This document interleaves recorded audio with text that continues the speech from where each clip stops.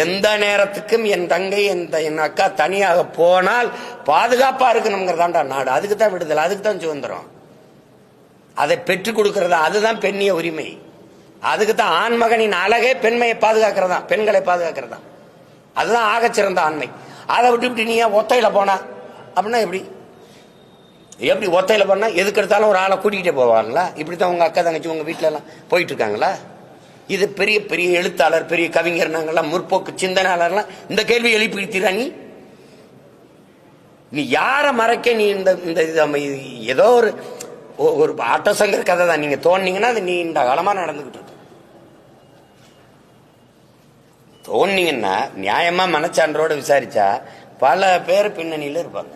இல்லைன்னா ஒரு சாதாரண ஒருத்தருக்கு இவ்வளவு துணிவு வராது, இவ்வளவு கண்காணிப்பு. சரி, இது நடந்திருக்கலாம். அப்ப அந்த விடுதி காவலர் அவரையாவது தற்காலிக பணி நீக்கமா அப்படி செஞ்சு யாராவது ஒரு நடவடிக்கை ஏதாவது இருக்குதா பாருங்க. ஒண்ணுமே இல்லை. நீங்க தான் தேவையில்லாம போராடிட்டு இருக்கீங்கிற மாதிரி. நீங்க போராட எங்களுக்கு அனுமதி மறுக்கிறது, வாயவை திறக்க விடாம கைது பண்ணி உள்ள அடைக்கிறதுலயே ஏதோ பிரச்சனை இருக்குதுன்னு எங்களுக்கு தெரியுது. அது எங்கள் சந்தேகங்களை பல மடங்கு கூடுதலாக்குது.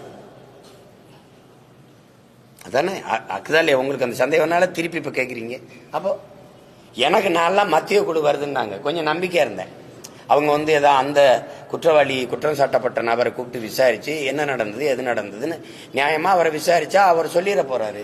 அவரே சொல்லிடுவாரு யார் யாரு பின்புலம் நானாச்சு இலங்கை இவங்கெல்லாம் சம்பந்தப்பட்டவங்கன்னு. அவரை ஏன் நீங்க விசாரிக்கவே இல்லை?